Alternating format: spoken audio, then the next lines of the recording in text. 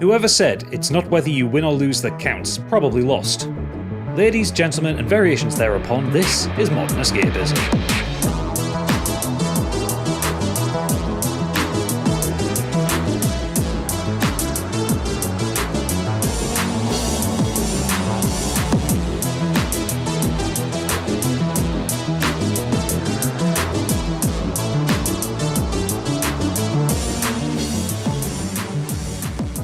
Welcome to this week's show. I'm your host with the least gadget, and joining me this week are glittering losers. Nominated for Best Actress but pipped to the post by Michelle Yeoh, it's Candy. Hello. She deserves it. And nominated for Game of the Year by mistake, he's still pissed that Elden Ring got it, it's Biggie. Robbed. Yes. Hello. Unfortunately, at the Biggies last week, Oodles slapped Stig on stage, resulting in Oodles being locked up and Stig in a full body cast with a world record 192 bones broken at the same time, so they won't be able to join us tonight. We shall mock them mercilessly, as is tradition. Yeah, without those waffle nuggets, we can probably get this done in about 45 minutes. Oh, yeah. Early bus home. This week, you're going to hear us talk about media that was robbed of big gongs at the glittering awards ceremonies. And you'll also hear about some things we did this week in the Nexus. But before all that, he suffered controversy this week for his political views on Twitter, but he refuses to step down for the good of the dark money men that keep us going. It's Biggie's breaking news.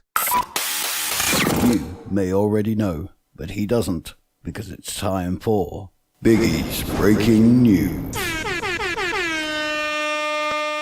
Yes, so first up, The Last of Us co-creator and longtime Naughty Dog game director, Bruce Straley, has sparked a developer debate on social media after declaring that linear games are easier to make. He posted, "Linear games just easier to make." There, I said it. Are you saying linear or linear? Linear. It just depends where you're from. In the South, we say it differently. Candy, you're in the South. Is that a thing? Sure. Oh, Linear, we say here.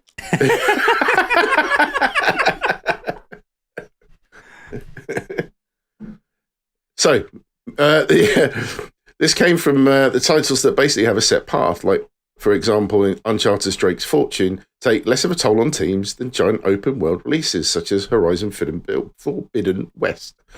Several developers agree with the point, and many fans are also pointing out that they prefer more guided experiences overall. One person said, "Easier to make, more creatively interesting, and on a time sucked to play. Sounds like a win-win to me." Then Strady went on to say, in a further tweet, "Lol, y'all are nuts. I didn't think this is such a controversial topic, nor did I say one design style was better than the other. But you fools." I mean, I think what Bruce Straley's tried to say, and he's absolutely butchering it, is that when you make a linear game, you orchestrate things, like you direct the player through scenarios rather than like an open world game where you just kind of have to let the player find the fun or the activities. So in that respect, I think it's probably easier to design. I mean, I can't imagine The Last of Us Part 2 was an easy game to make in any way, shape, or form. But certainly from a design perspective, it's like, yeah, you got a point A, a line to point B, some shit happens in the middle, there's your level. You know? I think that's what he's getting at. Yeah, that's what I took from it. I think it's kind of a no-brainer that it would be not easier to make, but like you said, simpler. But it sounds like people have chimed in and said, yeah, but linear games are better, or but open world games are better. That's not what you were saying, was it? No. I mean, both do have their merits, and I do love both because obviously Fallout, that's the most open world you can get, really. But I love The Last of Us as well. But as from a design point of view, surely it must be easier. You know, you don't have to account for all these. So much could go wrong in an open world. Things have to interact with each other and doing things at a different time. How does that affect something further in the game or later or at the same time? And there's a lot to think about. That's the funny thing as well. The Last of Us Part 2, like each level was kind of its own little open world. There weren't many kind of direct linear paths through that game. You go to one level and I'm thinking like the Seattle level at the beginning is fucking huge and non-linear. But fair enough. I've got to do the thing next. Thank you. Sony has been ordered to pay refunds after an Austrian court ruled that FIFA Ultimate Team is a form of gambling. The controversial game mode sees players spending money on digital packs, etc. These can then be traded, sold for in-game currency, and used to make teams. But games Wirtschaft reports the small court in Hermagor filed in favour of several FIFA players who took Sony to court in 2020. It should be noted that PlayStation doesn't make the football game, but it does take a cut on all the transactions conducted through the PlayStation Store. And obviously that includes FIFA packs. The plaintiffs, including one minor, argued that they gambled away €400 in the game, and lawyer Ulrich Saulberg said that the random nature of the rewards violated the country's gambling laws. As a result, Sony's been ordered to pay back, at the moment, €438, but is yet to comment on the ruling. While the sums aren't exactly eye-watering for a company, interested to see whether this sets a precedent for FIFA Ultimate Team moving forwards. I don't see why Sony are being dragged into it. Sure, you'd be going after EA for this. I suppose they give them the green light. Ultimately, it's Sony's decision to whether to have gambling on their platform or not. Yeah, like Sony are going to say no. Well, exactly. That's what I mean. That's why they're in court now, probably. But yeah, no, good. I'm glad they're getting sued for it. Yeah. It'd be interesting to see if other companies pick it up. Yeah. I think just that we just need to get past this whole loot box lifestyle for games, especially with Ultimate Team. Like, you've got to buy the FIFA game to play the fucking game in the first place.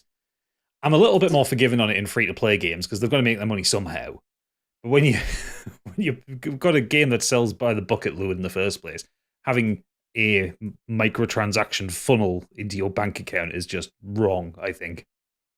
My issue is, even with free games, I don't mind microtransactions and them having a game store, but I just want to be able to see how much you're paying and what you're getting. Like, that leaves the decision down to you, right? Maybe it's expensive. I'll spend my birthday money or something on getting a fucking pink gun. But you know what? You get. You don't want to say, I'll spend 20 quid on loot crates and then hopefully I might have a 1 in 1,000 chance of getting this pink gun. Yeah. The trouble is as well, they never have the actual price either. They'll say, oh, it's 500 crowns or it's 500 fucking shitters or whatever. Yeah. Just so you can't like immediately compare it to how much you're actually spending. So it's that, which is predatory anyway. And then I think that some of like the games, like, is it Diablo, for the amount that you have to spend to have a fully leveled character? And it's thousands. Somebody went through the fee. I think it's like 60 grand to get the Ultimate Team. Yeah, I mean, I think what should be put in, I mean, if companies insist on having these things in, which they're going to because they want the money, I think there should be like an easy way to see in your account what your total spend is on the game.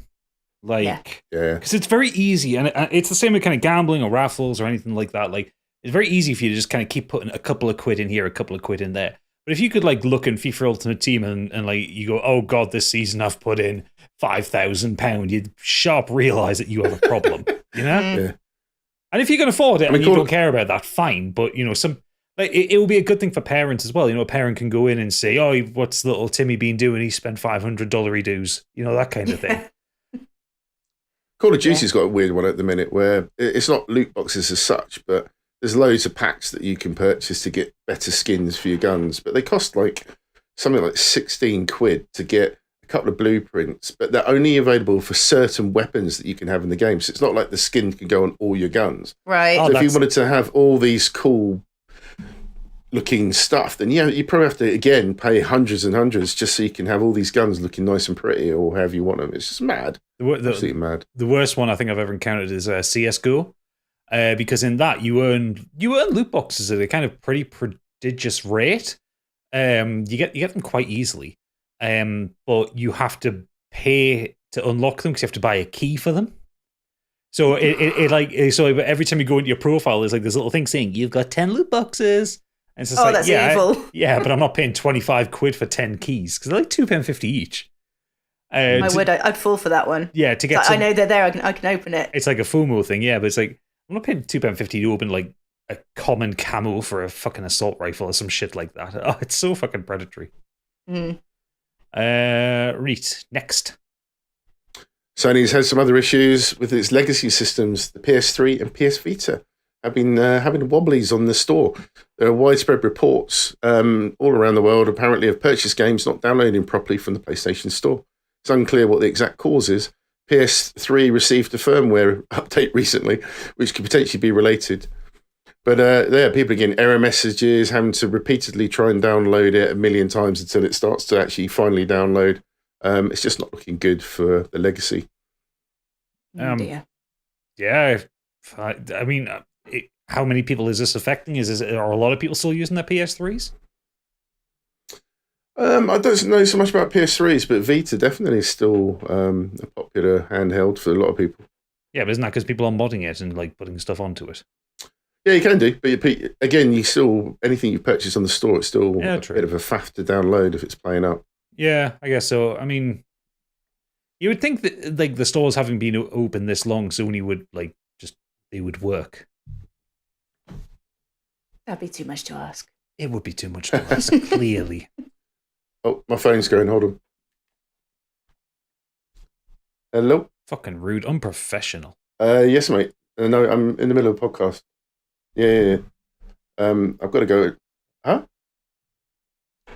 Microsoft offered Sony 8% of the market share for a 10-year agreement for far better terms than Sony would ever get from Activision. Is that right? You dick. They would have had long-term access to Call of Duty. I don't know why you're telling me this now. And the CEO said of Sony that I don't want a new Call of Duty deal, I just want to block your merger. Oh, you weird. dick. Oh, okay. All right, yeah, I'll speak to you soon once the pod's finished. Bye. He's Sorry done about it again. Where were we? You absolute dick. Sorry, I got lost. Moving on. Sorry about that. Yeah, no, I'm in the middle of a pod. Warner Brothers and Rocksteady have delayed Suicide Squad Kill the Justice League once again from May to later this year, according to is there a person familiar? I don't know what that means. A showcase of the game during a PlayStation stream last month was poorly received by fans, wasn't it? Just it was, and it's also telling that it's delayed. It's not like from May. It's to a certain date. It's delayed to just later this year. As in, they don't know what they're going to do to fix this. I think. I mean, I don't know what they could possibly do with this. I mean, people weren't excited by the gameplay. Some people were, and fine, fair enough. Like, if it looks like your kind of game, great. I wonder if they're going to like try taking out some of the battle pass elements and the store stuff on it, because that's the one I saw that, like, you know, there was loads of people on Twitter saying, "Oh, the gameplay looks like it's shite" or whatever, but there were so many more people going, "Why have you got a fucking store in this game?" This game that we will have to pay 70 quid to get. Stig said, wasn't it last week, about the reception to Guardians, where Avengers, obviously, people didn't like the look of the characters, all that sort of stuff, expected more closer to the film. And obviously they can't get the likenesses. And then all that furor that came out of how that game played and the missions and end game stuff. And then Guardians still came out when it was supposed to. And it was actually a relative success, critically at least. It was just a relative success. It sold really well and people really enjoyed it. I think with this is different, because I don't think people are really complaining that much about like the kind of the story concept or the presentation of the characters. I think people are really complaining about the gameplay. Whereas with the Guardians thing, that was different, because people were like, "Oh, this is not my Avengers. Where's me Chris Pratt?" You know. There's been so many different iterations of DC characters though so far, whereas Marvel we've kind of only seen in film form the actors we're used to. So I think people are more open to seeing like sort of different, like the B team, shall we say, versions. Yeah. I mean, it absolutely chilled my enthusiasm for the game, but let's see what they do. I mean, it was all we can do. Agreed. Next. Private Division's pledged that the latest upgrade for the Spacer's Choice edition of The Outer Worlds would run at a smooth 4K 60 frames per second as being premature. Next-gen version of the satirical 2019 RPG, released recently, has already accrued a mostly negative rating on Steam, with numerous players complaining of performance issues in the newly remastered game. Comments have come as much as it runs far worse than the original version of the game. They said the improved look of the game is not worth the massive perf drops and stutters that weren't there before. Someone else said, as someone who was playing the OG version right up until this version downloading, I can safely say they've made a right pig's ear of this remake. Nice. And it's also on the consoles as well, allegedly, with the PS5 upgrade, particularly having frame rate issues.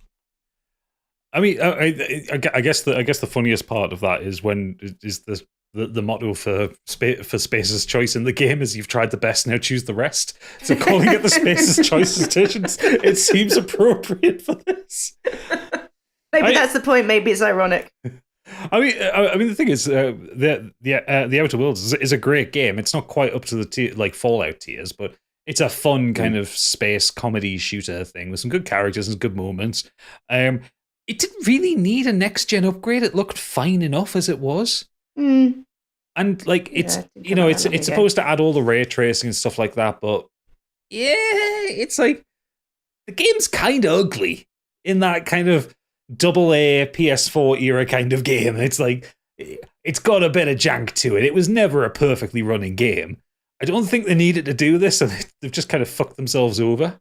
Jumping on the bandwagon a bit. Do you think Obsidian may be spreading themselves a little bit thin at the moment?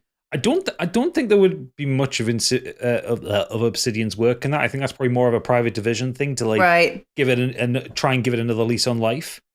But I think because they are working on a fix for it, by the way. They have Yeah.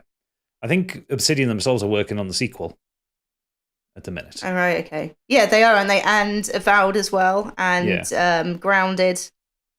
And I think probably another Pillars of Eternity. So maybe they are spreading themselves a bit thin. Yeah, it's just that it's stupid. They could have just left it as it was. It's a game that's perfectly fine as a bit of PS4 jank. Or what they should have done is try and focus back to being back to being a PC developer. Yeah, because the games that they made back in the day, which were kind of developed for the PC first, and then I'm going back to like their early RPG stuff, they're great. But they are a good studio. We all know that they can do good games. Oh yeah, but they're almost as bad as Bethesda for putting out dodgy games. Yeah. I mean, Fallout New Vegas you've got to mod the shit out of that to get it to work these days. There were a couple of game breakers as well when it was first released in there. I think there was something to do with like the day and night cycle. That deserves a remake. New Vegas, yeah. Yeah, it deserves to be finished. Anyway, sorry, next. People have been digging around the NVIDIA driver and have discovered that there were references to Counter-Strike 2 were found. New evidence suggests that this was not a mistake. In fact, sources are now claiming that Counter-Strike 2 is indeed on its way and currently a high priority at Valve, with plans to launch a beta perhaps this month or next. Hey, this was a surprise, but great. I mean, Counter-Strike has been going for decades now at this point. I don't know if many players... I mean, players will want Counter-Strike 2 or they'll want a new version of it, but I don't think it's one of those games that people look for, like, updated graphics or anything like that. They certainly don't look for updated maps, because when I used to play it, they all just used to fucking play on Dust. Just the same level, over and over again, because that's the one that everyone can get the good sight lines on. Pissed me off. There's a lot of good maps in that game, but no, everyone's just voting for Dust. Nah. Sorry, I appear to have issues with Counter-Strike. Struck a nerve there. Clearly. Yeah. Feel free to vent. Yeah. But, I mean, I'll be interested to see what they do. It's just nice to see Valve making games. Although I'm kind of half expecting it to be riddled with microtransactions again, like Counter-Strike Go, or Team Fortress 2, or Dota. Oh. Makes you sad, doesn't it? Oh, doesn't it? Not like the good old days. Where's Half-Life 3, you bastards? Next. One of the guys at Eurogamer has recently discovered that the voice of the merchant in Resident Evil 4, what are you buying, is not being voiced by the previous guy, Mercia. He didn't voice the remake of Leon in Resident Evil 2 either, so it maybe not come as a surprise, but that was quite an iconic character in Resi 4, and that little quote of his was fantastic. Are you talking about Matt Mercer? Is that what it is? It's got Mercia as the way it's written here. Oh. I didn't know he was the one that did it. Well, I know Matt Mercer's done Leon before, but... oh, you're probably right. Resident Evil 4... I'm not going to doubt you. Remake voice actors. So the merchant is done by Shigeru Chiba. Who did it? Who did him in the original one? So Paul Mercier was Leon Kennedy in the original version. There you go. Yeah. And he did the voice of the merchant. He also did the merchant, did he? He did. Okay, fair enough. That was a disappointing way to run around things, but okay, fine. I mean, has anyone played? This is live podcasting, people. Pre-recorded live podcasting. Has anyone played the demo yet? Not yet. No. Oh. I've got it downloaded, but I've got it downloaded. Oh. I haven't played it yet. I want to, but at the same time, it's just like I want to go into it blind when it comes, but also I'm That's getting what I want to do. getting kind of worried that the state of remakes and like, is this just going to be like bang average but pretty? I've got this I'm happy worry. with It's that. like this That's fine with anxiety. me. Got this anxiety, you know. I haven't played Resi 4 before either. I'm excited for it. But at the same time, at least I've got nothing to compare it to, though. So You can always play the original. potentially a good It's thing. still available, obviously, isn't it? So it's if people are disappointed, you can always go back to the original. yeah, true. So Yeah. from what I heard people saying, Such a it's good more game. of a it is more of a puzzle than less action than the original. So I mean, the demo's supposed to be pretty actiony because it's the Chainsaw Man, isn't it? I don't know. Apparently, there's a secret ultra hard version in the demo as well. Yeah, probably. Apparently, it needs work to get it Oodles would going. be well up for that. According to Stig, it needs work to get going on the Steam Deck, though. Apparently, it's a bit rough on the old deck. Put that down to it being a very high-powered game, though. Yeah. Right. Okay. Next. Lynchworks, the studio behind the stealth action games Origami and Origami 2, has announced its imminent closure following what it calls a particular difficult couple of years. It was founded in 2014 and released its debut title, Origami. 2 years later, it proved successful enough that the sequel arrived in 2021. The studio revealed it started working on brand new adventures in September last year. However, a message shared on Twitter has announced it will effectively stop development of all new projects indefinitely starting this April. Oh, that's a shame. Origami's good. Yeah, great game. That's a shame. Maybe Microsoft could acquire them and then get sued, harming the gamers again. They get sued by IO Interactive so that they don't have domination over the stealth action genre. Next. News came out this week that Starfield has been cancelled. Delayed to September the 6th, which hasn't surprised anyone really.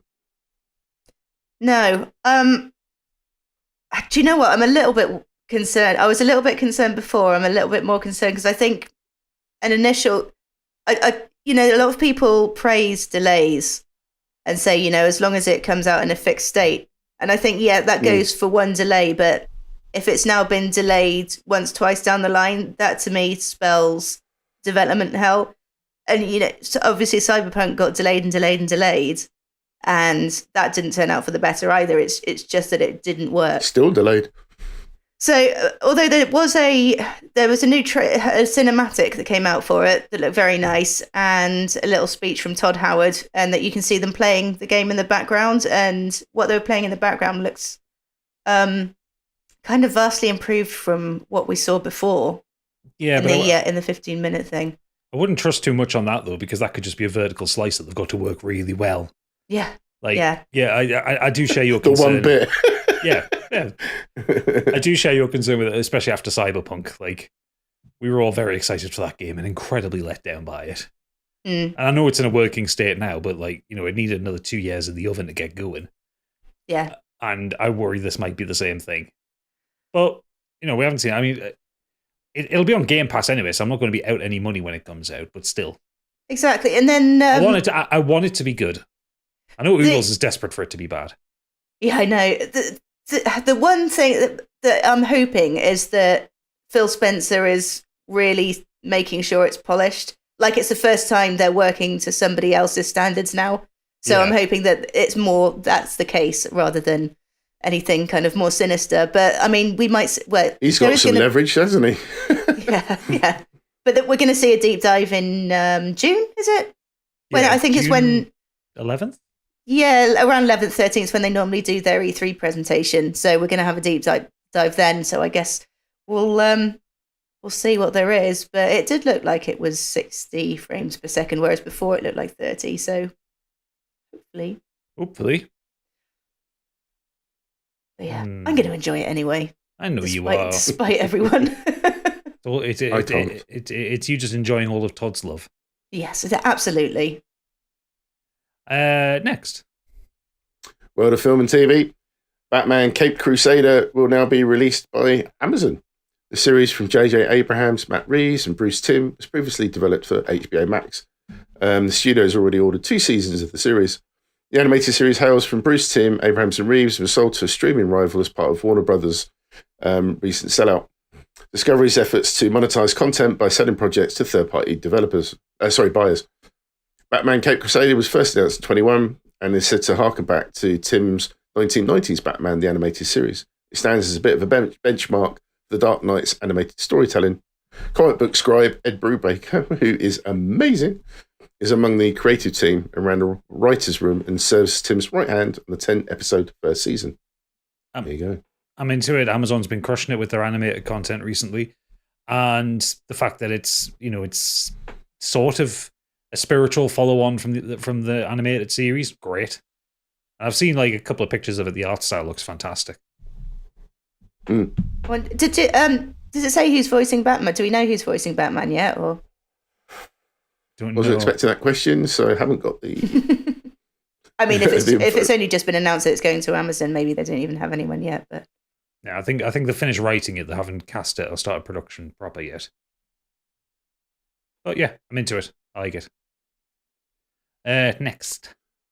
Speaking of Batman, Beetlejuice 2 is eyeing to begin filming in late May or early June, with Tim Burton expected to direct.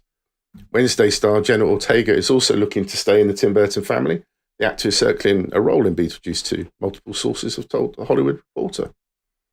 Right, I'm sorry, but did anybody want this? Is there another story to tell for Beetlejuice? I think there's a load of 35 to 40-year-old Hot Topic wearing people that probably do what they want this. Is it you, Candy? It's you? Me. It's me and my mates. I'm open to it. I don't have much hope for it. I don't think Tim Burton's been on his game for the last 15 years. Well, I mean, we all remember what Dark Shadows was. Yeah. The less said, the better.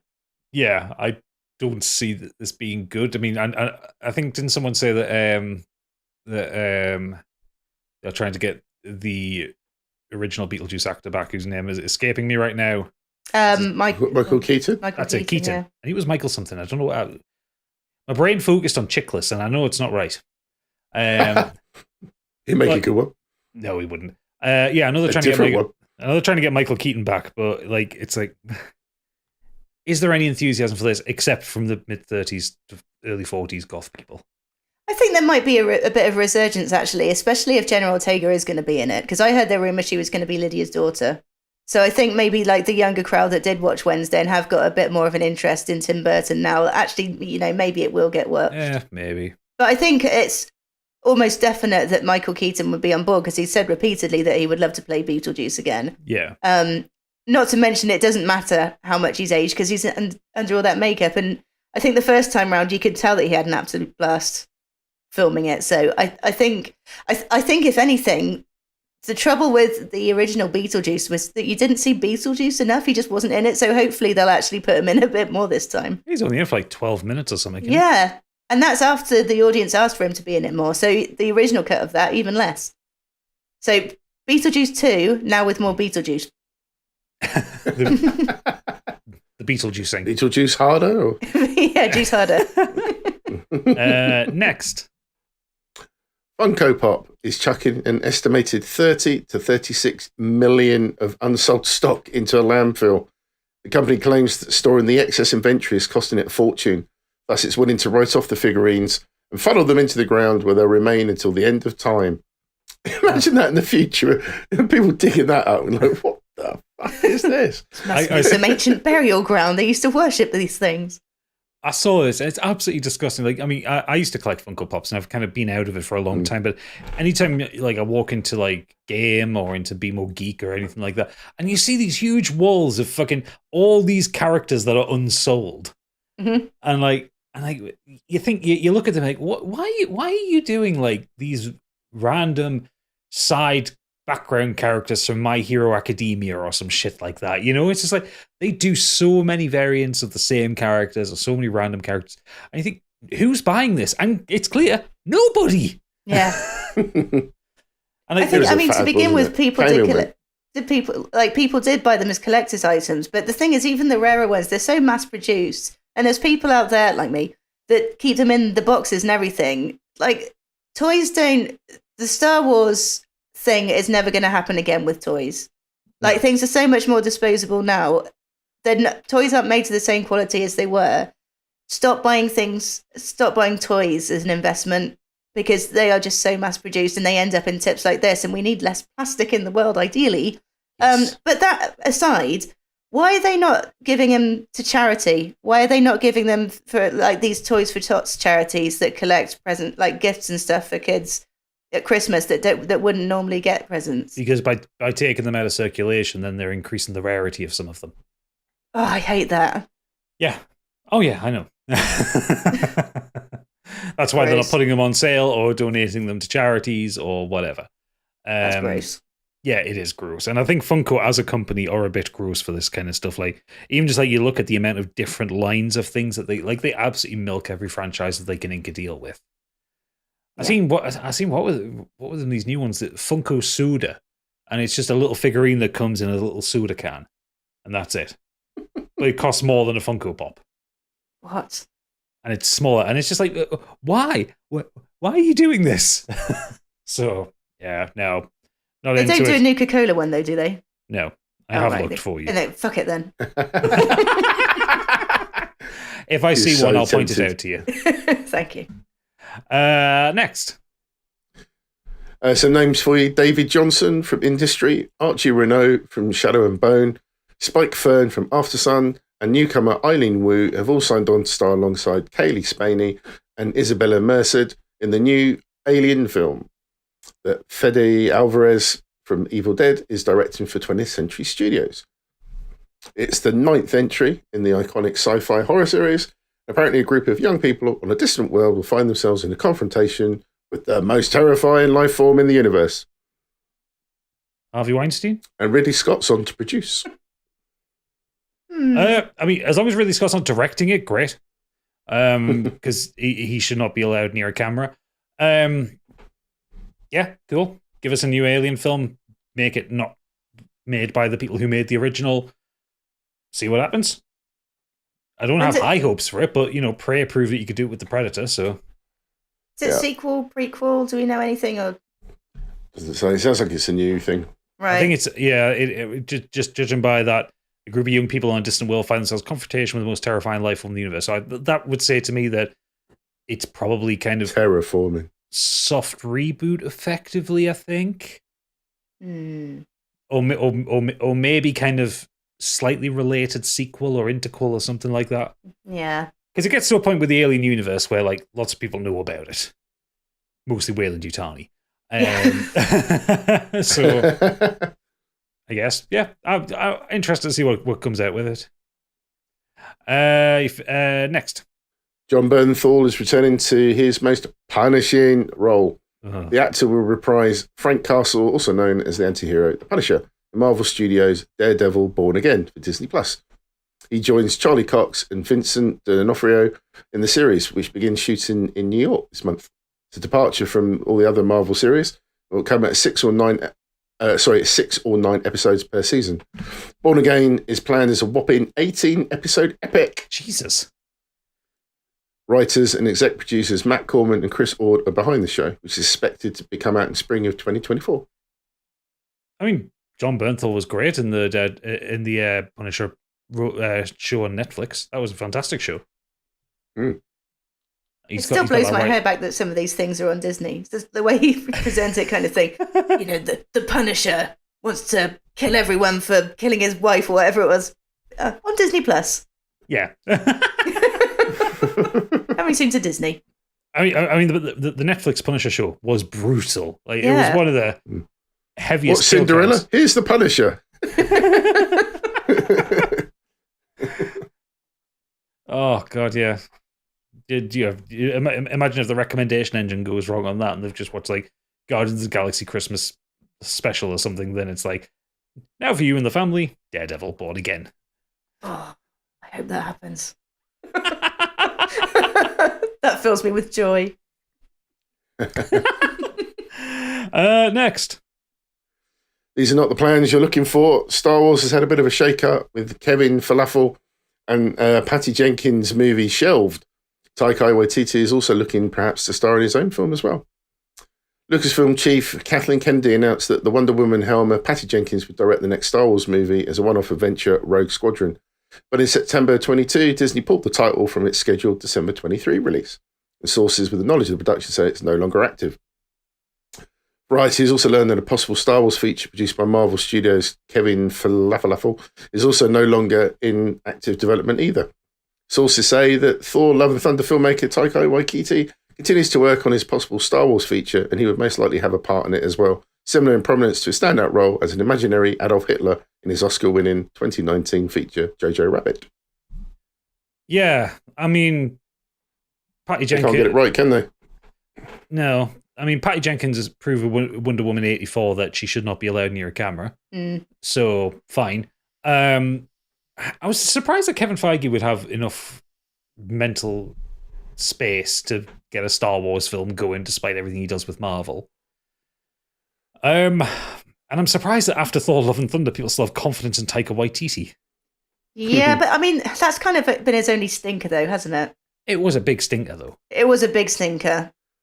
And it's hard to stink that up as well. Is he? Let's hope not. I haven't lost faith in him yet. I think, it was one stinker, big stinker, but happens to the best of them. I know the Star Wars fans consistently go off on Kathleen Kennedy and think that she's terrible for the franchise, but okay, fine. Maybe the films weren't looking to be that good. I mean, I'd like a Rogue Squadron film. The Rogue Squadron stories from the old extended universe novels were great. Yeah.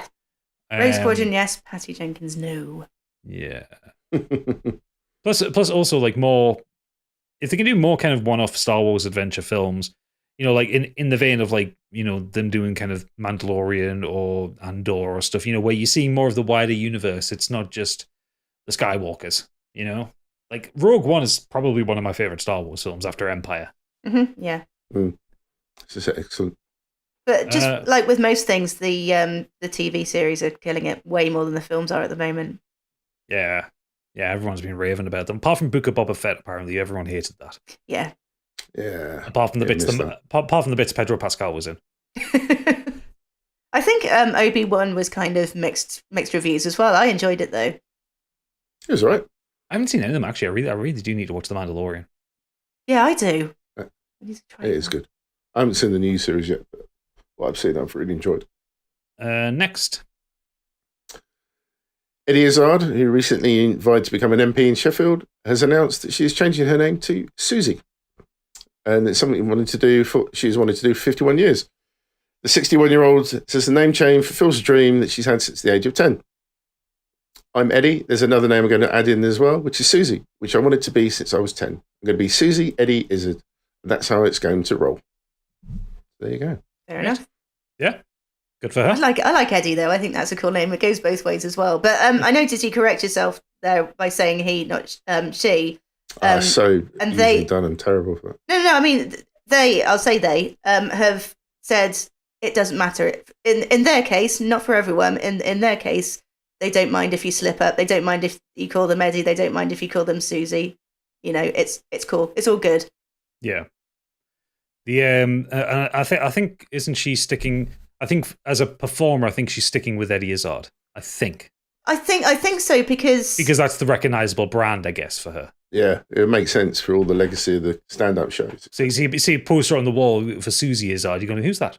That's a yeah. Maybe. And I think for the dramatic roles, I don't think I've ever seen them playing a female role. Plenty of male roles though. Yeah. Yeah. That's true. So I think just sort of classic gender fluid on that one. Yeah, but yeah, more power to her. Mm-hmm. Next. This was by Stiggy. He says that Christopher Paolini is releasing a new Inheritance cycle book after the fourth one that came out in 2011. So that's quite a gap.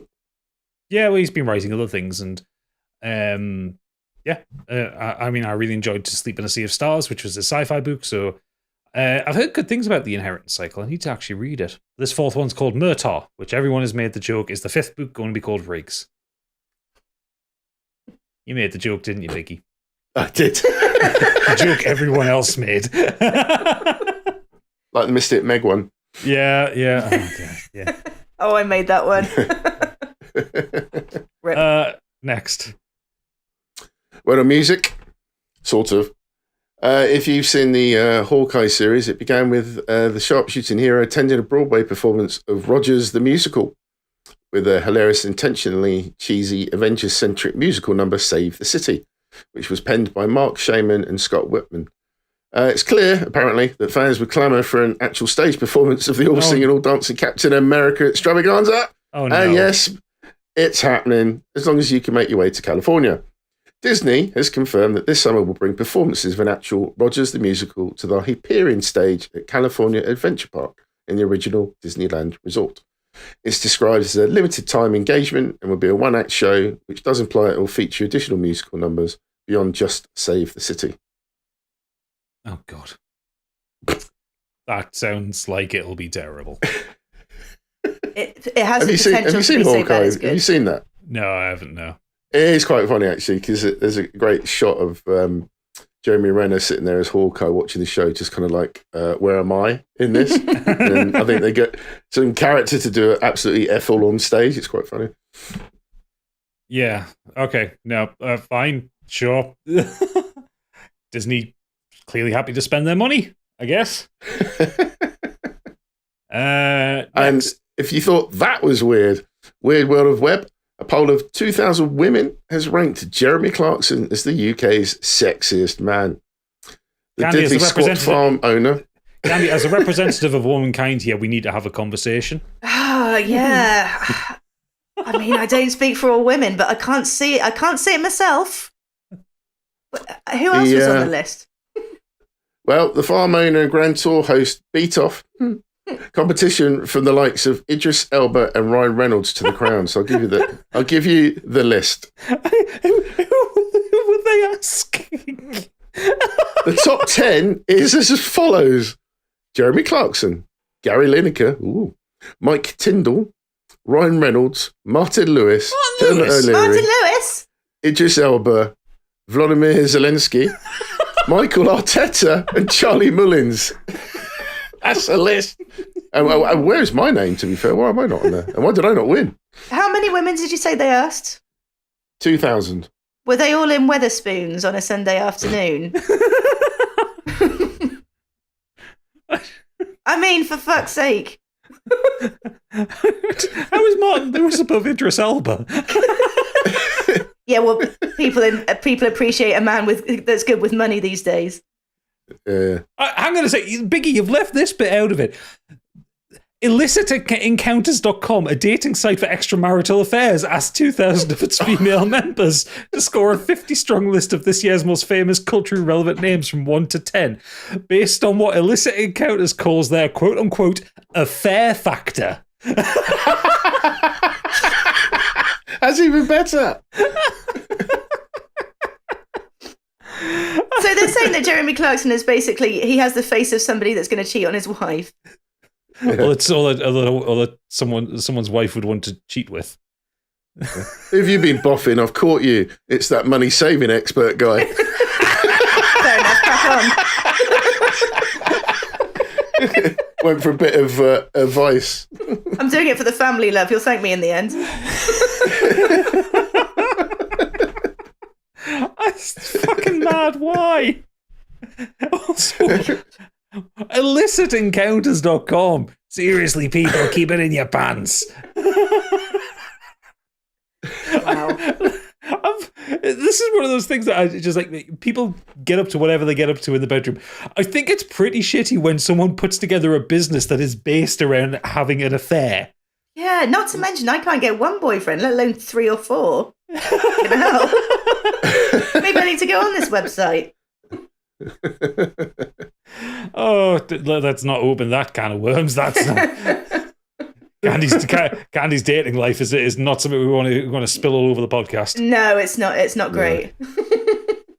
Moving swiftly on. Oh, God, there's more. Yeah, if you think The Last of Us scenario could actually happen, it allegedly could be worse. Whiskey fungus, or Bodonia companicensis, there you go, Nailed it. thrives on ethanol vapors and tends to cover nearby surfaces with a black, sooty crust that is hard to remove. Several lawsuits have been filed over time against alcohol makers in different countries. A local court in Lincoln County, Tennessee, recently stopped the construction of a new barrel warehouse for Jack Daniels, the world's biggest selling brand of American whiskey. Yeah, this stuff is quite nasty, apparently. It's how I'd want to go. So does it make you ill, or is it just ruin the whiskey, or what does it do? Over the years, several lawsuits have been filed against alcohol makers by residents in different countries to claim that the whiskey fungus not only covers houses, trees, and outdoor furniture with a black crust, but also harms property value and adversely affects their livelihood. When whiskey or any other spirit is kept inside a cask for maturing, a small amount of it evaporates into the atmosphere through the wood. Up to 2% of the alcohol leaves the casks that way every year. So what you're telling me is this is the most spurious connection to The Last of Us ever, because it's not actually about a fungus that's going to kill everybody. It's ruining. I just put that in there. Ruining some people's ability to sell a shitty house in Tennessee. Yeah. Fine. When it gets worse, there's more. This story is a bit of a... So, Japanese police have arrested 3 people over sushi terror, viral, unhygienic pranks that are threatening the world-famous feature of sushi conveyor belt restaurants. Last month, a video of a man licking a soy sauce bottle on a sushi conveyor went viral, sparking outrage. In the video, he could be seen squashing sushi dishes at Kura Sushi restaurant branch. Since then, dozens of other videos have proliferated, sparking public concern. Incidences filmed include diners, many of whom are children and young people, spoiling others' orders by touching sushi dishes passing by. Mingers. I just would never eat at those places. I just would not. I mean, it's absolutely rank. It's something that I kind of always wanted to do, but then coronavirus happened. I'm like, yeah, no, I'm fine. Yeah, I'm not having my food broadcast to the open air of a restaurant as it comes by.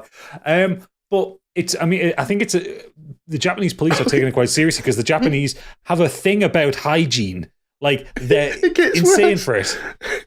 One video emerged last month showing a customer putting wasabi on another's dish while another person licked the presented chopsticks. Oh, and another was seen rubbing saliva on passing sushi pieces. I mean, the wasabi one's quite funny. And if that's a proper prank, the saliva, not so much. No. Yeah. Like, no, just fucking... TikTok's ruining the world. We need to stop the TikToks. I think that's where this is all coming from. But you're right, the authorities are taking it really seriously, because obviously they get a lot of tourists coming in, and because they want to try these sushi sort of conveyor belt things. Yeah. But yeah, since 2020, it's not my cup of tea. No. I do like that if you go to Yo Sushi, they just actually bring it to you now as if it's a normal restaurant. In our local one, they still put it on the conveyor belt, but it goes around really fast, and then it kind of skids to a halt right in front of you, and you have about 10 seconds to grab it before it fucks off again. Like, including your drinks as well. Like, it's like 2 cans of Coke will come flying at you as well. So when you and Acid Pearl are in Yo Sushi and you twat it off your face on cheap wine, it's a real race to the finish to get you. Oh, yeah. Could you imagine the video footages of Candy and Acid Pearl doing that? We need to make this happen for the YouTube. No, we're the ones doing the pranks, the wasabi pranks. Marvelous. Remind me never to go eating with you. Right, is that it then, Biggie? Any more news? That's it, sir. Okay, so you'll notice, everybody, that it's a long news section this week. That's mostly because Biggie's incapable of editing, but also because there are only 3 of us this week. So, you get more news, more bang for your buck, but we're going to go straight into the Nexus now. And Biggie's talked for long enough, so Candy, what have you been up to this week? Well, not that much, but what I did watch was I told you like this, Biggie, Pamela, a love story. And this is a kind of documentary in her own words about Pamela Anderson. And it's basically a response to do you remember last year Pam and Tommy came out on Disney Plus? And she Doodles watched that, didn't he? I did too, and I really enjoyed it, and I'll get into that in a minute. But Pamela Anderson was famously unhappy about this series coming out because it basically revolved around the sex tape that was released. And now I think that actually that series handled it quite well, and it was quite kind towards Pamela Anderson in that they did present it like, Tommy Lee was a rock star. When this sex tape was released, it just shot his career. It made him look like, an absolute player kind of thing. For him, it was no skin off his nose, but actually for a woman, it did ruin her career. And so for her, it was kind of like reliving this time in her life. So back when the video was released, it was super hurtful. And then 25 years later, whatever it was, this TV show came out about it as well. And for her, it was like reliving it all again. So Pamela, a love story is her just talking about the experiences. And a lot of it is very much, it does correlate with the TV show, but it goes, the first thing you see, so the first shot of her is they're filming her from behind. You can just see her head. She's going about her daily life kind of thing. And then they pan round and she's got no makeup on. And she's still like stunningly beautiful and everything. But it's kind of a shock to see her when you're so used to seeing her with, done up in the kind of 90s style and everything. And it's actually what did she do? What did she do after that tape came out? Because you're right, I don't remember her really doing anything. So she did. I can't remember so she had a movie out called Barbed Wire, and I'm not sure if that was before or after the sex tape. I think it was after, and it ended up bombing. To no one's real surprise, I don't think, but at the time they did think it was going to do quite well. I think probably it must have been after the sex tape because Pam and Tommy were all over the news. But it's a really nice documentary. Actually, it's nothing. If you know about Motley Crue and you know about the history of Pamela Anderson, it doesn't have any like hot takes. There's no kind of new revelations or anything, but it is literally just in her own words from her perspective, how interviewers used to so at one point she sort of says, I used to say my tits had the career, I was just along for the ride kind of thing. And it goes back through some of the interviews, and every single interviewer asked her about her tits. It's just, but the trouble is she goes along with it because I think that she thinks that's how she has to present herself. She has to go along with it. And she was saying, actually, I did feel like the butt of jokes at all times, and I did have other things to say. And I did have messages, and I did have charities I wanted to work for, but everyone was like constantly focusing on that. And she's like, in the end, you just get beaten down by it. So yeah, it's odd though because you got things like Baywatch, haven't you, where they're running on the beach and it's slowed down while they're running, particularly with the red suits on. It's just kind of, it was a thing of its time, and it was. I think even in its time, it was still a bit creepy. Is it? But it talks about her court case as well when they tried to get this. Even her sons say that they wish that she had taken some money, because I think it wasn't Playboy. I think it was Hustler had actually called her called her and Tommy to buy the rights to the sex tape, and she said, "No, I don't want to sell it. I just want the tape back. It's a personal thing." And it didn't. All these celebrity sex tapes that accidentally get leaked, when obviously they use it to further their career. But she didn't. You can tell that she was deeply hurt by it, and it did ruin her career. And it was a holiday tape, and it was a really personal moment. And you can say what you want about their whirlwind romance and everything, but actually you can tell that they were in love and doing things that people in love do, and they were young people and they were just having fun, but it was just devastating to them. And they even I think, what interviewer was it? Maybe I can't remember, but anyway, they were sort of joking about this sex tape, and she's like, well, why are you laughing? This was devastating to us. But then she just kind of laughs it off again, just because what else can she do? But it's a sweet little documentary, and I think she comes over really well. So she's actually living back in Canada now with her parents. She moved back, I think, before around the time of Corona to look after her parents, and she's just stayed there. And she's just got a really nice little life, and ultimately she's tried to make it work with other partners and stuff, but she said she just can't get over not being able to make it work with the father of her children. So Tommy, she's like, I can never get back with Tommy, but I can never get over the fact that we couldn't make it work either. So she comes over really nice. She comes over really humble and really quite charming and warm, and just with a funny little naughty side. I really warmed to her watching it, but it was cute. Nice little documentary. At least she finally gets to talk about it in her own words as opposed to having other people talk about it on her behalf. That's what I mean. I think it's like, regardless of whether she has anything new to say or anything, it was her choice to speak out about it, which is what it should have been in the first place. Yeah, because she didn't sign off on Pam and Tommy, did she? She wasn't even told about it. Neither was Tommy Lee. They didn't even know about it until it was coming out. So I think it says also, there's a clip of Tommy being interviewed about it. He's like, yeah, right on, release it kind of thing. I can't wait to see it. And then again, she was super upset by it. She's like, it's reliving the past. It's going back to a time I don't want to remember. And Tommy had texted her and just saying, don't let it upset you as much as the first time round. So yeah, sad for her, but at least she has managed to talk about it herself now. Yeah, no, good for her. Right, I will go next. So I've been reading a book this week. I'm about halfway through it. And I'm kind of gutted oodles as none, because this is going to be right up his street when I describe the components of this book. So it's called Iron Widow by Shiran J. Zhao, who is they're a Canadian young adult science fantasy writer. The blurb on the back of it basically describes it as, imagine The Handmaid's Tale meets Pacific Rim. Oh.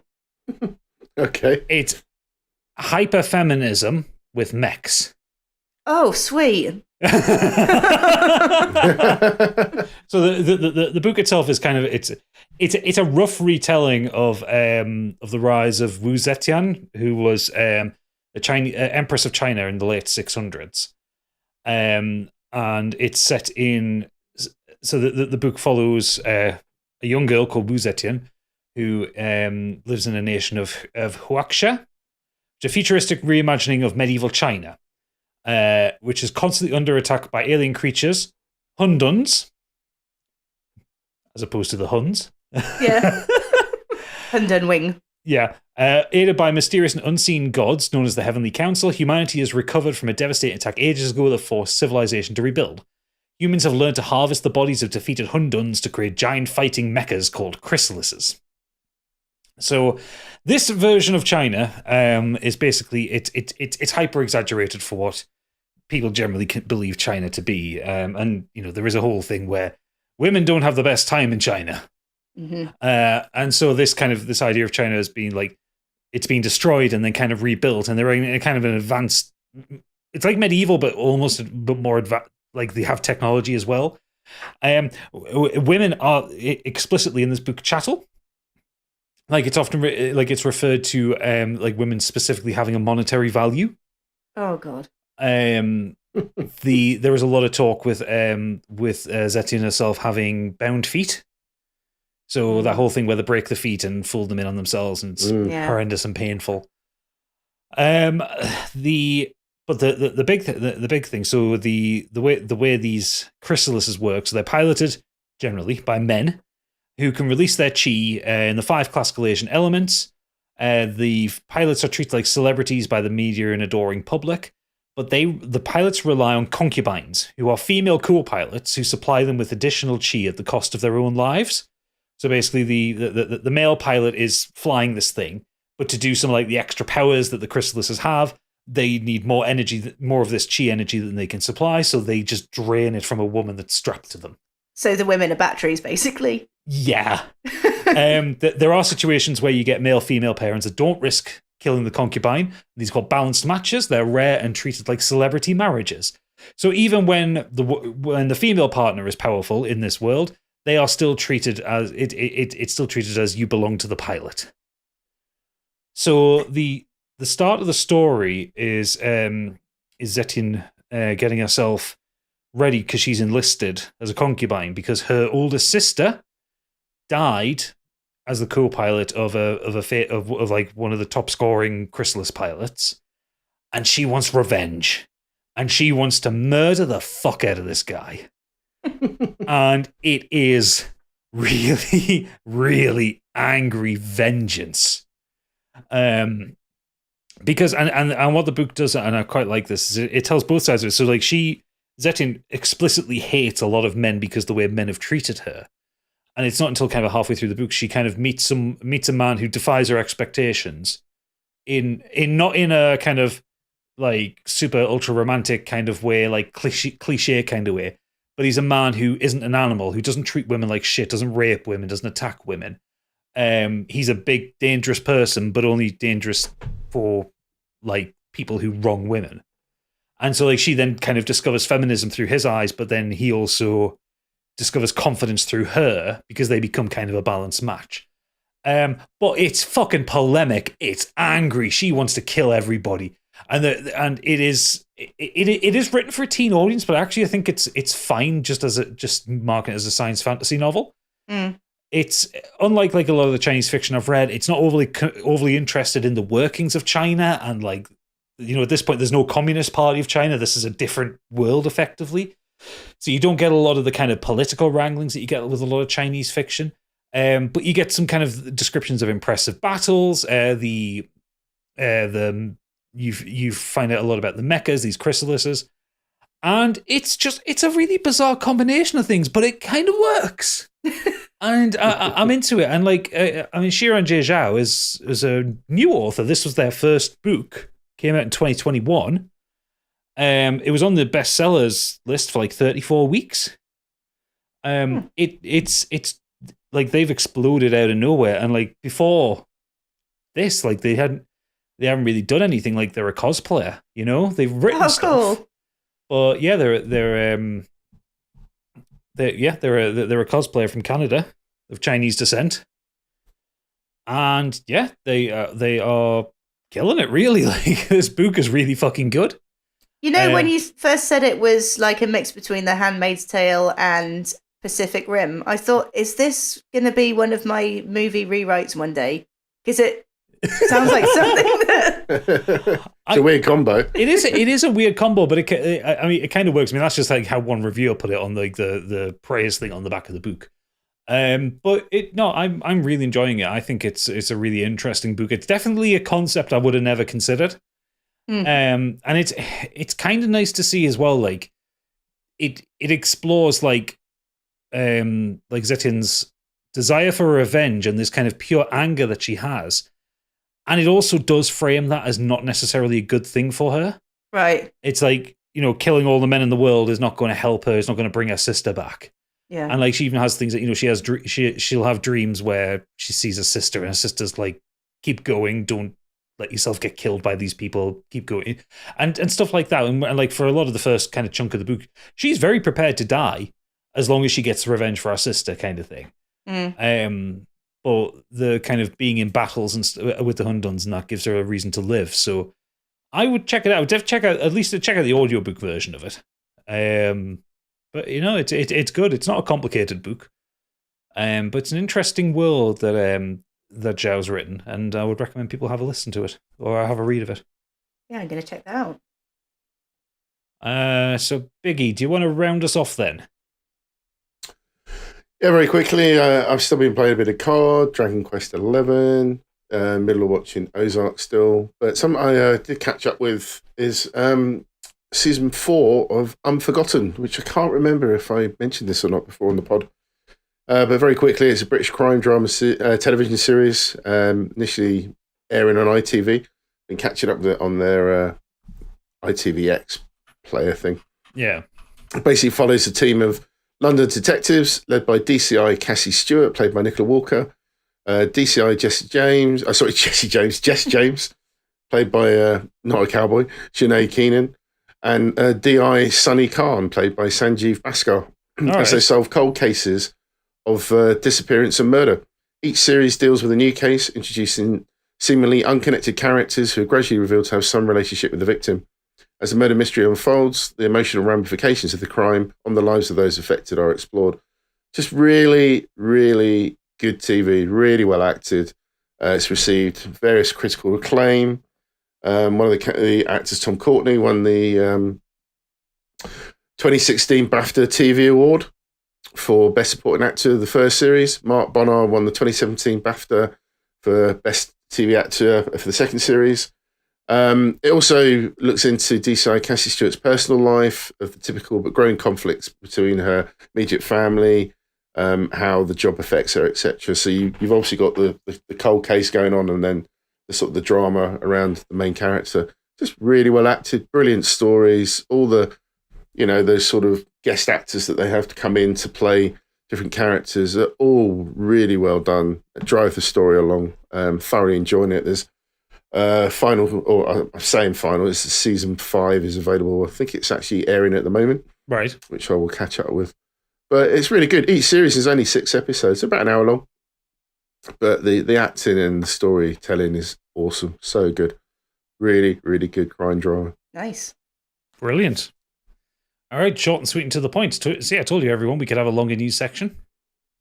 But yes, that's what we've been up to this week. So let's get into the main topic. So this week, our main topic is to continue awards season, or awards month. We're talking about things that were robbed, things that could have won awards or could have won a specific award that would have it deserved more than something else. And we've all kind of picked one of them at least. I think Biggie's booked 2. Is he? Oh, just in case. Just in case. Fantastic. We can get both of them out.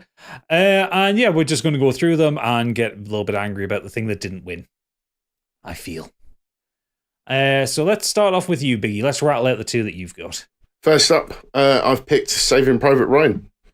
For those that don't know, it's a 1998 American epic war film directed by Steven Spielberg, written by Robert Rodat. It was set in 1994, set in 1944 in France during World War II, and it follows a group of soldiers led by Captain John Miller, played by the fantastic Tom Hanks, on the mission to extricate Private James Ryan, who's Matt Damon, from the war after his 3 brothers are killed in battle.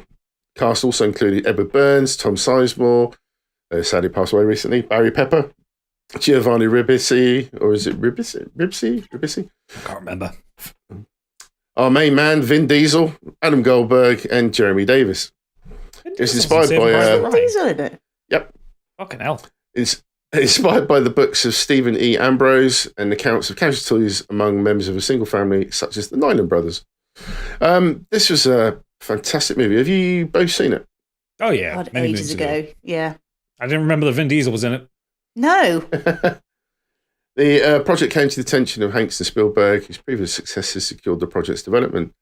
This was up against Shakespeare's Love, I think it was. Shakespeare in Love. In Love, thank you. Shakespeare in Love. Which, just a romantic drama. It was a clever movie, but wow. How this lost to that is ridiculous. It's just an incredible movie. The fact that the intense commitment to the realism and authenticity by Spielberg's use of shaky camera, handheld photography, and the brutal depictions of violence was shocking even back in 1998. The opening sequence, which is the famous D-Day landing, especially evoked almost documentary filmmaking, creating horror so visceral, it would almost change the way movies were shot. Come Oscar night, although Spielberg picked up Best Director Oscar, his second after Schindler's List, Shakespeare in Love went off with the big top award.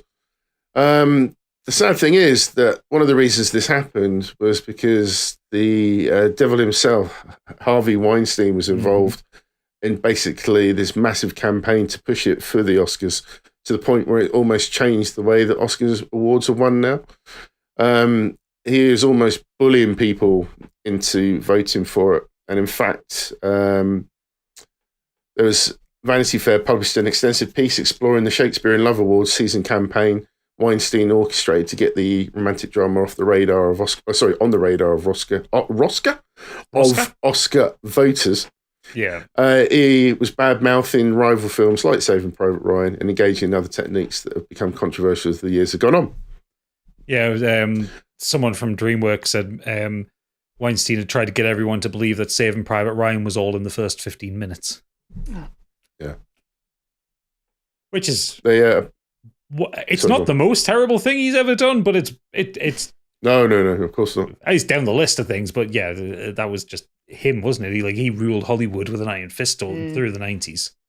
And apparently, when they polled the people that voted back then, given another opportunity, they would have voted Saving Private Ryan as the best picture. So obviously, the way that he bullied those voters just shows you it could have had a different outcome had that not happened. And it's shocking. For me, I'm not saying I don't like Shakespeare in Love. It's fine. I have seen it.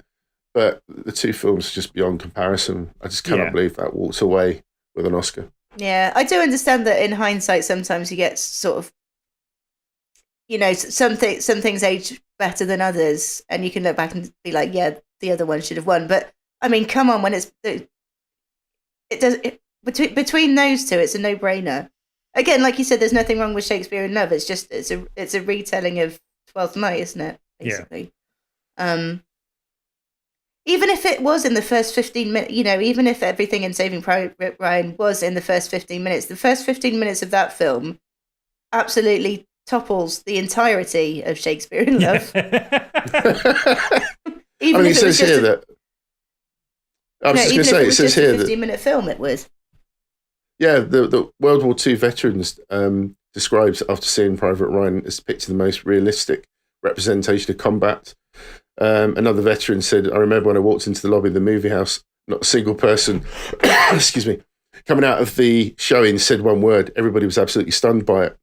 I was too. I wasn't about to talk to anyone either. It brought back so many memories that your mind was racing through all the things that happened to you. Fucking madness. Yeah. I mean that one's one of the classics of this concept, but it still beggars belief, doesn't it? Yeah. Yeah. Oh, yuck. What was your other one, Biggie? It was Pulp Fiction, and this lost out to Forrest Gump. So I mean, Forrest Gump was, for its time, a very clever film. There's obviously a lot of interesting techniques that were used to show Forrest Gump in sort of famous footage, etc. And whatever you think of Tom Hanks' portrayal of Forrest Gump, it was an interesting performance. But the fact that Pulp Fiction just felt like it was so different when it came out. It was Quentin Tarantino's second directorial effort, and the way the story was told from different viewpoints, different timelines, and how all the weird other stuff that went on in that movie, but somehow all gelled and everyone was connected in some way, was just brilliant editing. The performances, Samuel L. Jackson, again, he missed out on an Oscar himself for that, considering that his character Jules is one of the most standout performances from that movie. In a movie with a lot of standout performances. Exactly. But it just surprised me that Forrest Gump won that, really. Pulp Fiction, just an incredible movie. I mean, if that ever comes on the TV, I will sit and watch it. Yeah. Yeah, very, very similar. And Samuel L. Jackson lost out to Martin Landau playing Ed Wood, the character in Ed Wood.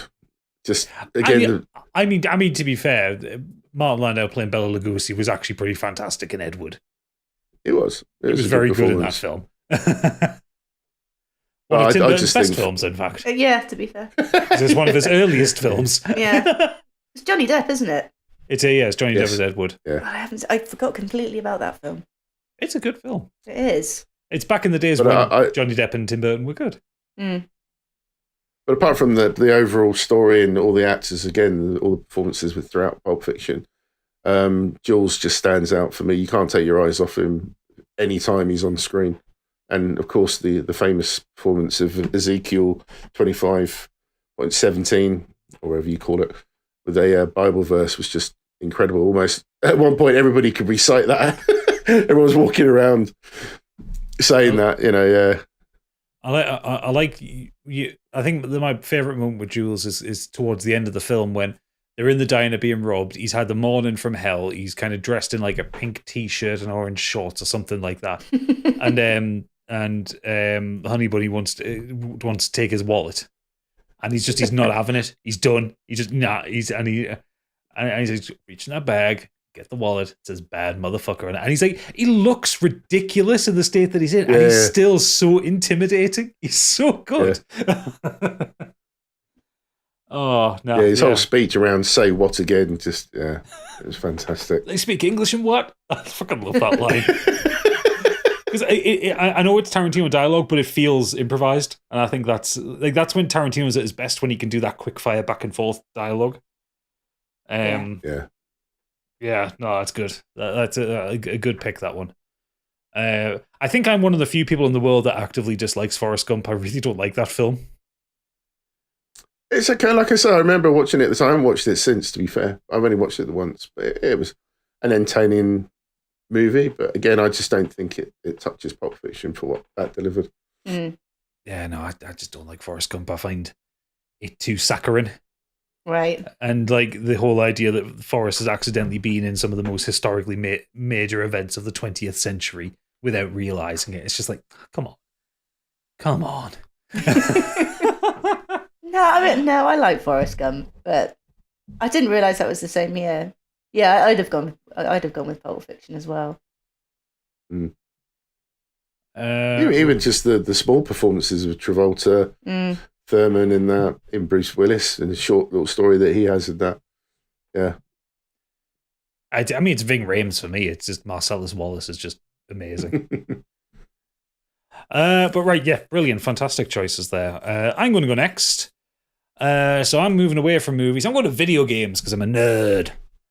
And I want to cast your eyes back to the heady, halcyon days of 2021. Oh, seems so long ago. Yes, we were all a bit younger then. It were a happier time. Everyone were allowed out the house again. We'll see you, Nan. I want to go to the annual Jeff Keighley masturbatory event, the Game Awards. And I want to talk about the Game of the Year choices there. I weren't happy about them. So, for those of you who don't know, yes, Jeff Keighley runs an awards show, which is supposed to be the gaming version of the Oscars, when in fact it is just a massive advertising campaign, and it's just another E3 where you get a load of reveals, and Jeff Keighley brings on Hideo Kojima to go, look, I've got a famous friend! And he wears terrible trainers. But obviously the big prize is the Game of the Year award. And in this year, the nominees were Resident Evil Village, Ratchet and Clank: A Rift Apart, Psychonauts 2, Metroid Dread, Deathloop, and the winner, It Takes Two, from Hazelight Studios, Joseph Fares game. Now, I think that Metroid Dread had got absolutely fucking robbed for this. And I have thoughts, and I need to point out, this is not me saying It Takes Two is a bad game. I really enjoyed It Takes Two. It's a very good game. It's a fun game. It's not a game of the year, is my point here.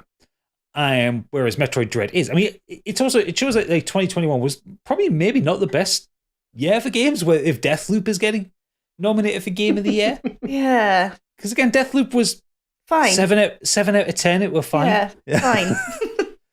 But yeah, so I'll go through it. So It Takes Two is one of those kind of traditional Joseph Fares games where it's a 2-player co-op game.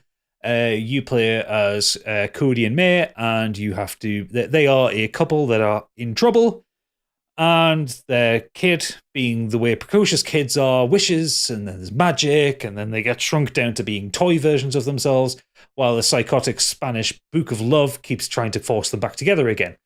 And the game is fun. It's a mix of kind of platformer, shooting, and basically, I think every genre. It forces everything together at some point. And it's a really well put together, well performed. I talked about the relationship between the two main characters during Love Month, and yeah, I really enjoyed the game. The thing is, Metroid Dread was incredible.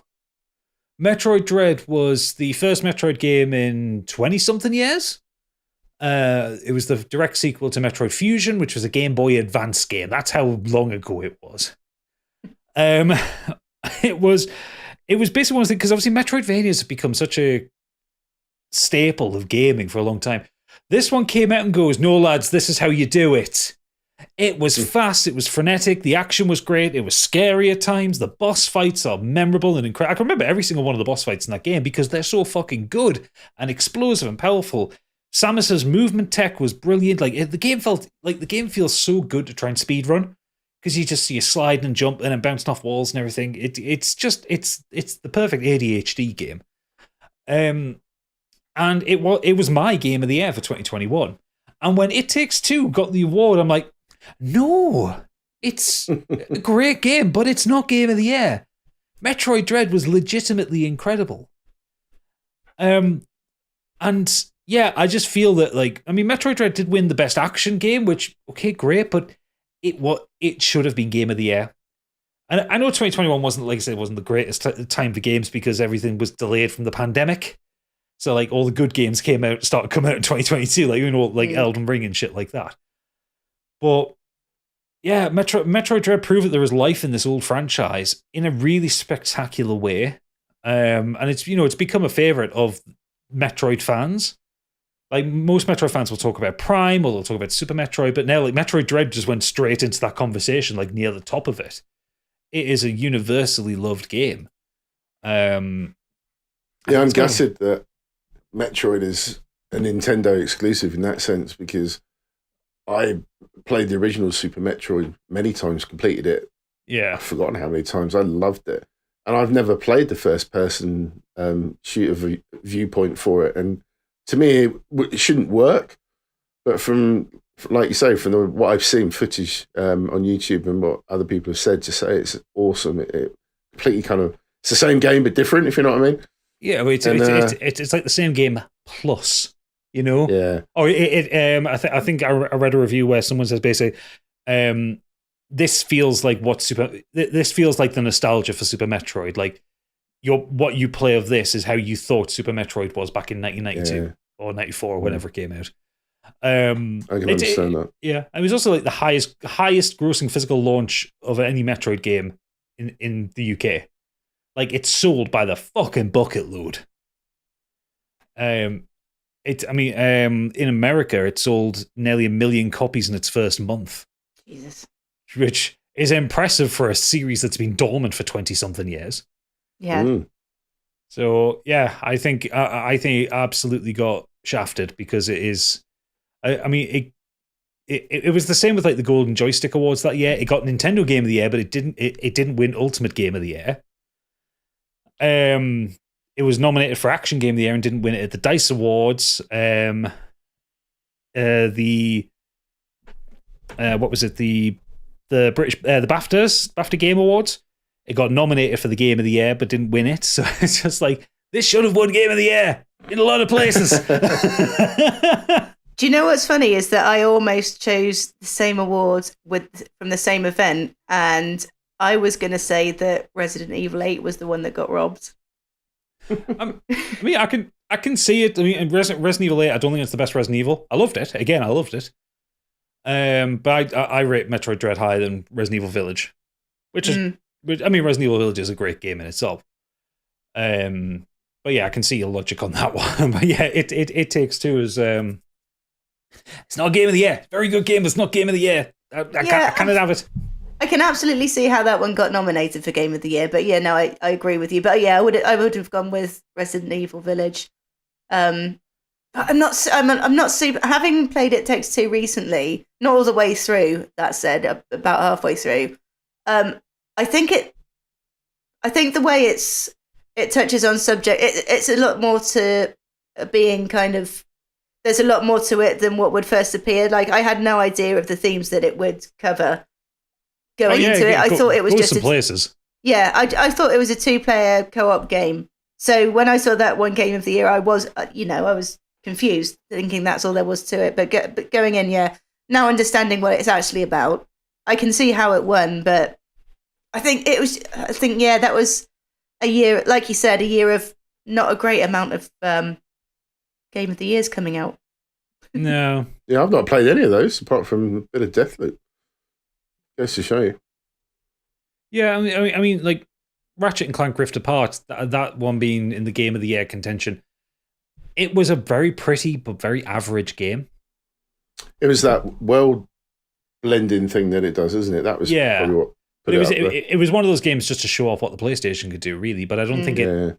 I don't think it added anything to game. I don't think it was like an elite game. A very pretty game, but whereas you also had like Returnal, you had Life is Strange: True Colors, you had The Artful Escape. Guardians of the Galaxy came out 2021. There were a lot of games that could have gone better into the game of the year list. Kena Bridge of Spirits, Death's Door, Inscription. Fuck me, Inscription should have got it. That's another one that was robbed at the Game Awards because Kena Bridge of Spirits got the best indie game when Inscription was in there. I have no confidence in Jeff Keighley. Oh, ouch. We've known that's been coming for a while. Sorry, Jeff. The man's just too obsessed with his trainers and his Hideo Kojima fan art. At least we know what we're getting, though. Well, true. But yes, so that's my little rant about it. Candy, why don't you finish this one off? I've got a bit of a twofer on this one. So in 2010, the Oscar for Best Picture was won by The King's Speech. Fine. Right. It's fine. It's a fine film. It's an Oscar bait film. It's an Oscar bait film. The nominees in that category that year were Black Swan, The Fighter, Inception, The Kids Are Alright, 127 Hours, The Social Network, Toy Story 3, True Grit, and Winter's Bane. Now, from that list, I think 2 films were done out of that award. The first one being Black Swan, and the second one being Inception. I would say also Inception on that.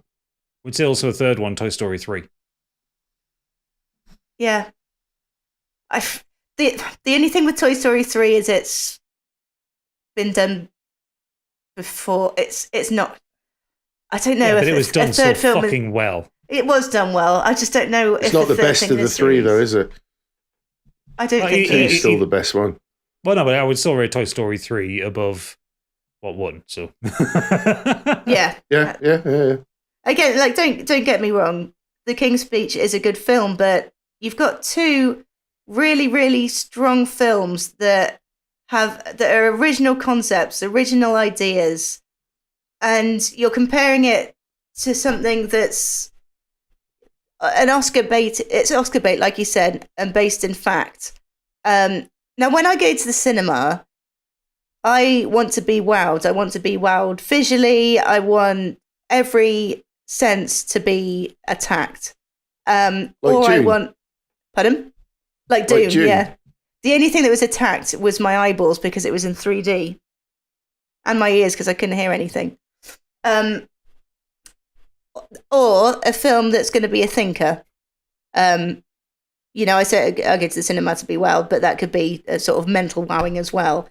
Black Swan is a psychological horror by Darren Aronofsky, and true to his usual form, it plays with your emotions, it plays with your senses, you're constantly on edge, and at the same time it's revolving around these ballerinas that have been performed so well by the cast. They've been in months and months of training, they've dieted down to skin and bone like ballerinas in real life really do.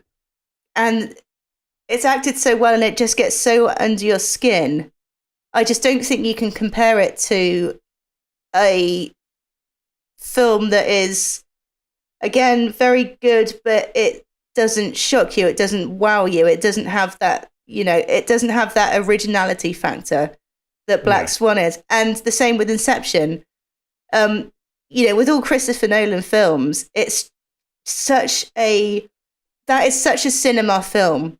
The visuals in that, with the city folding over on itself and going deeper and deeper into different layers of sleep. Again, such a more interesting concept, a more original concept. And the soundtrack on Inception as well is just stunning. And Black Swan, of course, because it's Tchaikovsky as well. I can't think of anything in The King's Speech that wowed me. It was just two very good performances by both leads. That it was a great, well acted movie. But it was, and there's awards for best actors. The Inception definitely for me. The King's Speech to me felt more like a play than anything. Yeah. And also, I just really hate Tom Hooper's direction. All those fucking close-up face shots, it just pisses me off. But I mean, yeah, I adore Inception. Inception's one of the most wonderful, mind-bending films I've ever seen. Yeah. And Black Swan is incredible. It's so dark and depressing, but it's incredible. Dark. It's so difficult to watch when it's something that should be so uplifting, shouldn't it? Swan Lake and everything. You think of ballet, and you think of these just stunning dances and everything, but it's so like exploring the real grit behind it and the calluses on their feet and their eating disorders and the constant mental torture from the people that are terying to get the most out of them as dancers, and kind of teetering into her own psychosis and stuff like that. Because now, it's been a long time since, if I remember right, isn't Mila Kunis's character like almost imaginary? She's not really there. She ends up kind of comparing us. It's not so much imaginary as that she almost kind of takes on. It's almost like a Fight Club type thing. She almost takes on her persona as her darker side. Yeah, that's what I mean. Because and then it's kind of the way it ends as a result of that. And it just, oh god, it's such a good film. And Natalie Portman's incredible in it. I mean, she's incredible in almost everything, isn't she? But she's a very good actress. But yeah, the extreme she goes to, and Mila Kunis that they go to perform in that film. It's just exceptional. Yeah, I mean, either of those films should have beaten out The King's Speech quite easily by a country mile. I find it hard to decide who I would choose between those two films as well. Like this question is going to come up when I talk about it. I think for me, I'll probably choose Black Swan over Inception, mostly because I love Inception. I think Inception is a great film. But Black Swan, when I saw it, that affected me for a while. Yeah. And I think that's a good. If I can have an emotional response to a film beyond just finding a sad ending sad, I think that is what kind of picks me as the more effective film. Yeah. Yeah, I would agree. But then it's the visual effects of Inception. But then there's an award for visual effects. There's an award for cinematography and for visual effects and stuff and then, like that. The cinema. I think the spectacle of Inception, obviously not having seen Black Swan, but the spectacle of Inception, I saw it at the cinema, came out of that mind blown. Yeah. Thought the whole thing was fantastic. The acting was great from everyone involved, because that can't have been an easy script to work with. Yeah. To work out exactly where they are at what point in that movie. And, it was just brilliantly done. And again, before that, I really wasn't a massive fan of Leonardo DiCaprio either. These previous choices of movies weren't really my bag, but I thought he was fantastic in that. But that was about the time when Leonardo DiCaprio was coming out as a serious actor. The Pretty Boy days were over, and he was starting to come out with because he also did Shutter Island about a year later. Yes, I really like that as well. That was great. And then obviously leading up to him winning Oscars, and I think there was Great Gatsby after that, and he just started doing all these roles that really showed his range. Speaking of things that have been robbed of awards, he's the ultimate, isn't he, Leonardo DiCaprio? And then the film that he actually did win the award for is one of the weaker ones, I think. It was, I can't remember what it's called. It's the one where he gets attacked. The Revenant. That's right, yeah. Oh, no, it was really good, but that is a movie you need to see either on a massive screen at home, but I saw that again in the cinema. Yeah, same. The cinematography was superb, and his performance was fantastic. He doesn't do that much acting in it, though. That's it. It's pretty much silent, isn't it? I think they just gave him the Oscar as a token gesture because he deserved it at that It point. did feel that way. Yeah. Should have got it for Wolf of Wall Street. Actually, he should have got it for. Actually, yeah. I just looked at it because I was thinking that I was like, did The Wolf of Wall Street win anything at the Oscars? And it didn't. It was nominated for Best Picture, Best Director, Best Actor, Best Supporting Actor, and Best Adapted Screenplay, but it didn't win anything. Didn't get anything for Best Part Car. Not a scratch. Oscars 2014. What did it lose to? Because that's got to be interesting. What was it? View by category. So Best Actor was Matthew McConaughey for Dallas Buyers Club. Best Supporting Actor was Jared Leto in Dallas Buyers Club. No, get out. Kate Blanchett and Blue Jasmine got Actress in the Leading Role. Lupita Nyong'o got Supporting Role for 12 Years a Slave. Is it 12 Years a Slave that one? Was that it? Oh, God. What's it? It's Best Picture, isn't it? Yeah, winner was 12 Years a Slave. But it was also up against American Hustle, Captain Phillips, Dallas Buyers Club, Gravity, Her, Nebraska, and Philomena. So that's a hard year to win in. That's a lot of very good films. Captain Phillips, yeah, that was a great movie. I love Her. I mean, Gravity, for all of its faults, was a really good film as well. Mm-hmm. I love that. Yeah, saw that in 3D. But yeah, I mean, okay, maybe Wolf of Wall Street losing to 12 Years a Slave. I can't really argue with that, can you? Yeah, but it's a shame it didn't win anything, though. Yeah, they should have put it back in the next year, re-released it. But I think Leo's lost the most Oscars. I think. Yeah, poor Leo. Well, I'm sure he'll be comforted by his 19-year-old girlfriend. So. Absolutely, wiping away his tears with his $100 bills.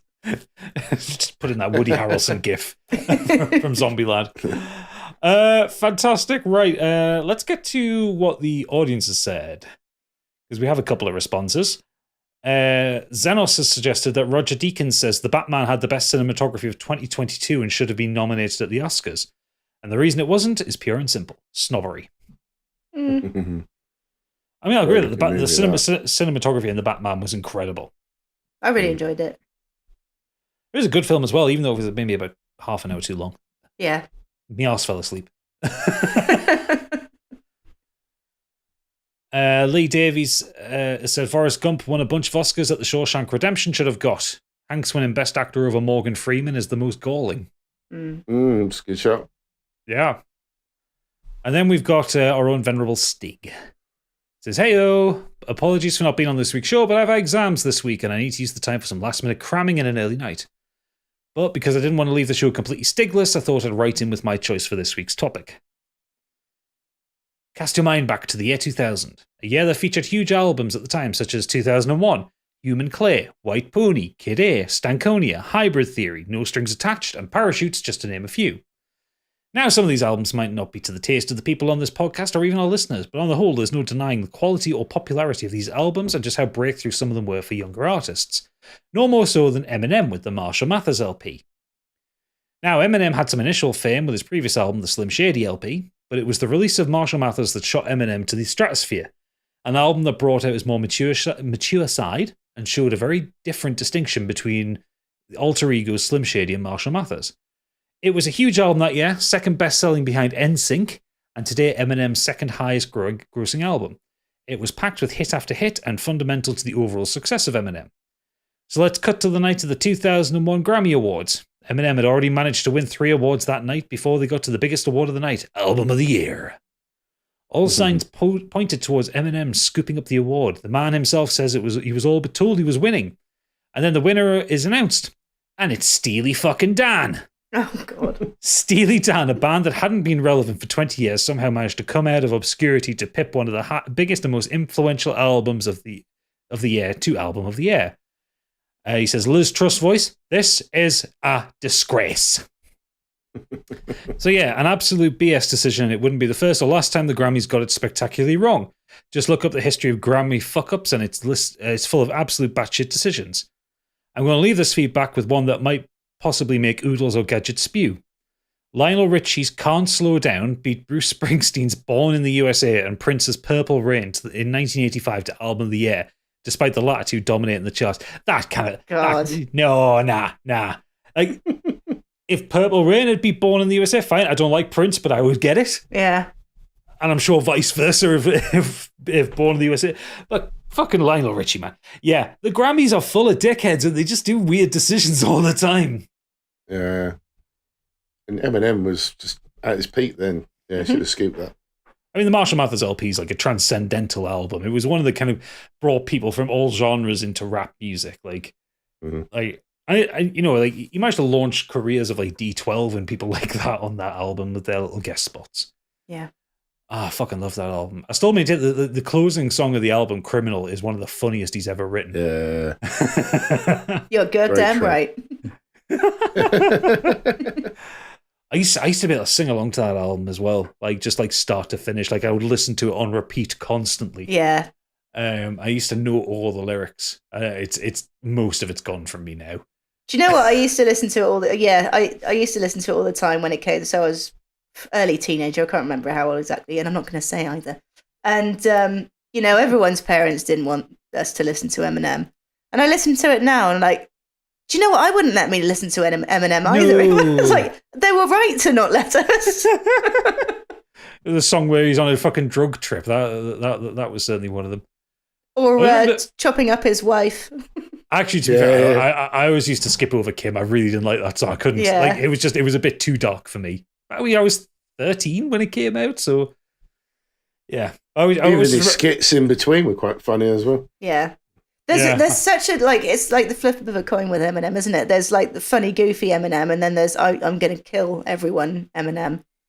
I think the Way I Am is aged a little bit badly with him defending Marilyn Manson in it, though. Yeah. I always remember that, like, that chorus to Kill You. And it's the way, like, it changes from his rap meter to his little singing thing is, you don't want to fuck with Shady, because Shady will fucking kill you. It makes me giggle every time because it's just such a random turn from his rapping. Yeah. I bet it's exhausting to live with. I think apparently he's quite chill now. I think back in the day wasn't when he was on all of the drugs in the world. Yeah. But yeah, that is a good shout, Stig. I'm going to have to listen to Marshall Mathers LP this week.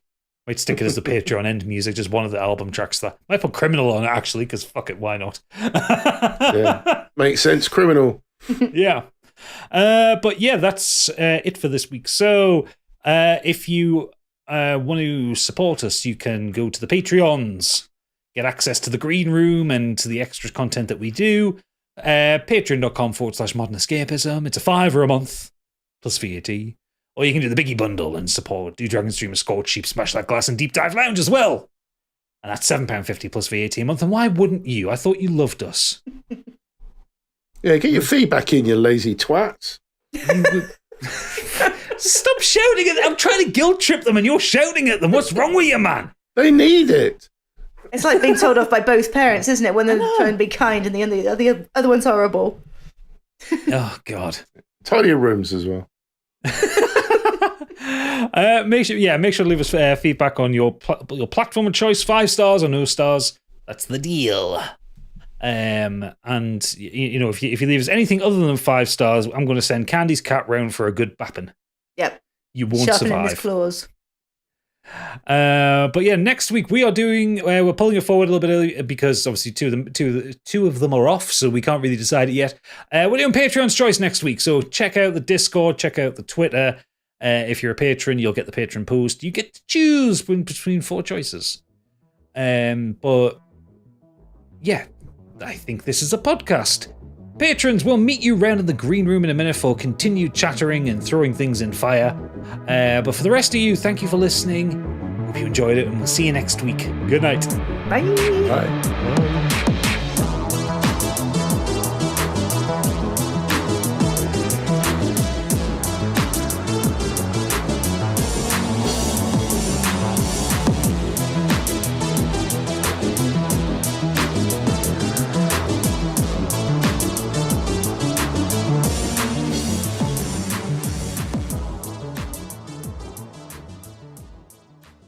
Upon this is modern escapism.